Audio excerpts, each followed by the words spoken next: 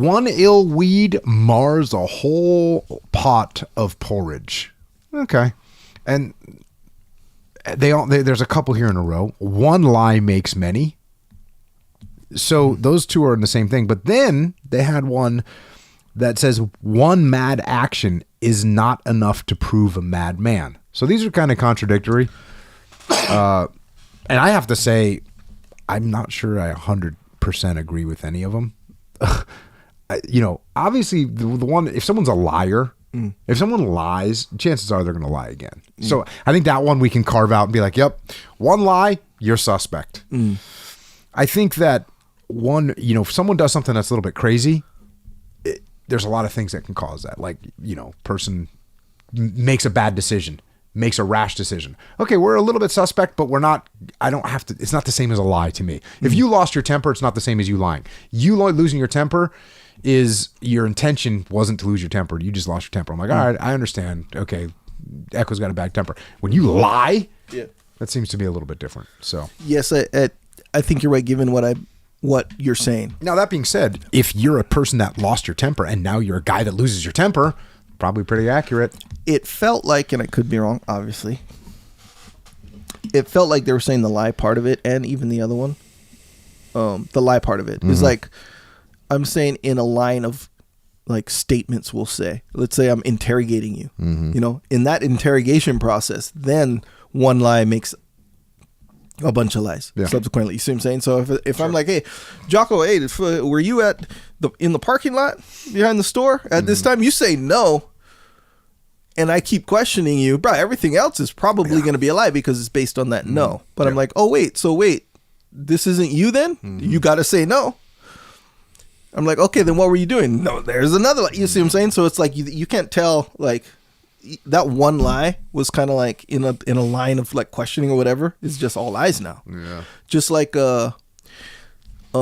crimes, right? Like let's say I'm driving drunk, or let's say I robbed a bank, right? Robbed a bank. I'm in my getaway car. And we went from driving drunk to robbing a bank. Well, I've seen this on like cops or back in the day.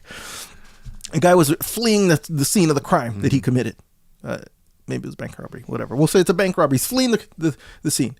Now everything he does is a crime. Everything. It's all his fault. So if someone like rear ends him, let's say you stopped at a cop light, someone rear ends him or whatever, you have a little traffic jam, he shouldn't have committed that crime. So that's a crime as well. It's always going to be his fault. See what I'm saying? So now he has all these additional crimes that he's committed that wouldn't be crimes if he didn't rob that bank. See what I'm saying? So it's kind of like almost like that format. Yeah. And this leads kind of into the next one, which is passion is the enemy of truth. Yeah, I think what passion does is it warps what you see as the truth. You see this a lot especially in the for lack of a better way of saying it, like the political world where people are having political discussions or arguments or debates, and I'm so passionate about something that I can't even recognize the truth anymore. That definitely happens. Do you feel like in regards to like this way of saying it, do you feel like passion and conviction are like the same thing? Or yeah, they're closely related.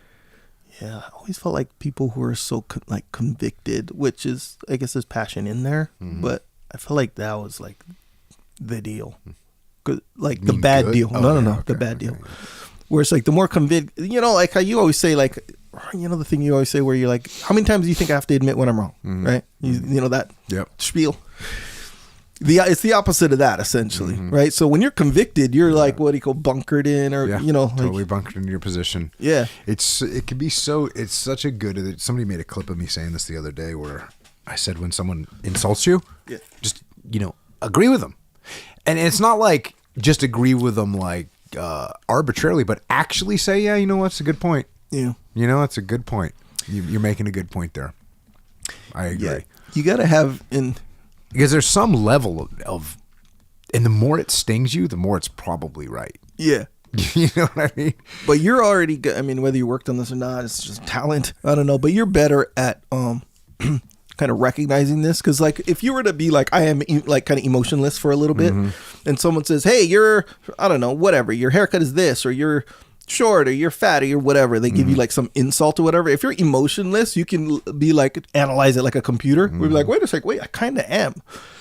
I didn't think I was fat, but maybe compared to this person, I'm fat. So yeah, it checks out. You see what I'm saying? So you're kind of like, move right there. But you can do that. Most people, the emotion and the passion's kind of mixed in there, so it like gets in the way. But you to know? your point, you just said something like, you practice it. It's like, yeah, dude, that stuff used to bother me. Like some little insult, be like, dude, what the hell? Like, I'd like to see you do it. Like that whole thing. Yeah. Instead of being like, yeah, that's a good point.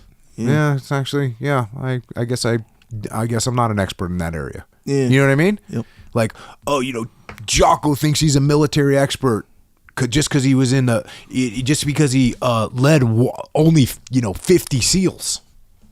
That's a good point. Yeah, I'd never led a battalion. That's a good point. There's definitely some aspects that I don't understand. Yeah. Boom. Easy money. Easy money. Yeah. Like that's way better than well, you know what? And it's like no. Well, that's a good point actually. Yeah. I agree. Boom. We're done. Yeah. Don't see very much of that type of activity. Yeah. Isn't that so crazy how, this is it, right? Passion is it's so obvious. And, like how you say in this outfit, being detached, it's like you can see things clear and all this stuff. But isn't it so interesting how it's like, it's so obviously the correct answer. Yeah. Like there's almost, it's very hard to imagine where it's not the correct answer in any given circumstance, right? Where it's like so obvious, right? Yeah. Be humble, like, and the outcome of being humble versus not being like, it's like, it's so obvious, but it's like so hard. Next one. Peace begins where ambition ends. I can't argue with that, really, honestly. I would say the things that, when you're trying to get to the next level, you're trying to make things happen. It's like, there's not much peace in your life. Pride is at the bottom of all great mistakes. Ain't that the truth? Punishment comes slowly, but it comes. That's another, again, they're very, these proverbs rely on that outcome moving inevitably towards punishment. Were you the one that said choose your hard? Was that your quote? No, that's someone else's quote. Oh, okay.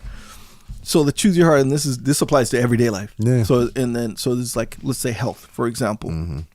Choose your hard. So the workout's hard. Like, or it can be hard. Let's just say, for lack of, it's hard, right? Workout is hard. Abstaining from junk food when the junk food is delicious and in front of you is hard. Yeah. That takes effort. It's hard, right? Now the result of that is freaking easy. Yeah. Bliss. All this stuff. Being healthy is easy. Strong. Yeah. I'm not saying the act of like getting healthy, like that part. I'm saying you're existing as a healthy person is easy. Well, in fact, what you just said, the act of being healthy is hard. Yes. But it beats the alternative hard, which is being unhealthy, which is very hard. Right. So that's what I mean by choose your hard. So it's like the act of maintaining your health and blah, blah, blah. That part, exercise, all what it takes to be healthy is hard. But the state of healthiness, existing as a healthy person, just existing healthily, whatever, is easy. It's one of the easiest things probably ever. No pain, freaking brain is all clear. No inflammation in your throat from being, having strep throat or whatever you got. But then you flip it around, right? Where it's like, being the state of being unhealthy is hard, but you don't got to go through those hard workouts. You don't have to abstain from these delicious food. Like that part is easy. That's the easy part. So it's like, right, you got to choose your hard. You see what I'm saying? Yeah. One is voluntary. The other one is involuntary, by the way, which I think is very important. Yeah. Yeah, that is true.